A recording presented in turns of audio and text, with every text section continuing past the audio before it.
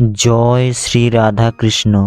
কৃষ্ণবাণী, যে বাণীগুলি শ্রবণ করলে আপনি জীবনে চলার পথে, অর্থাৎ কিভাবে আপনি কঠিন এবং খারাপ সময়গুলিকে পিছনে ফেলে রেখে ভবিষ্যতে সামনের দিকে এগিয়ে যাবেন, তার অনুপ্রেরণা পেয়ে যাবেন।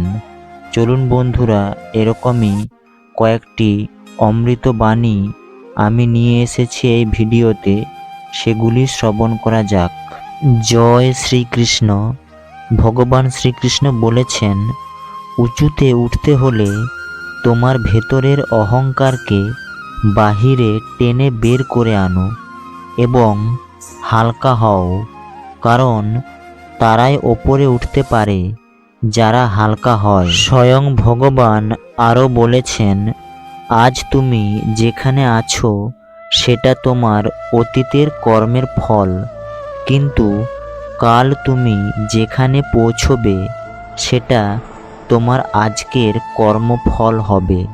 পরমেশ্বর আরও বলেছেন, কলম যতই দামি হোক, ভিতরে কালি না থাকলে যেমন তা মূল্যহীন, তেমনি মানুষ যতই শিক্ষিত হোক না কেন, মনুষ্যত্ব বোধ না থাকলে সে শিক্ষা মূল্যহীন।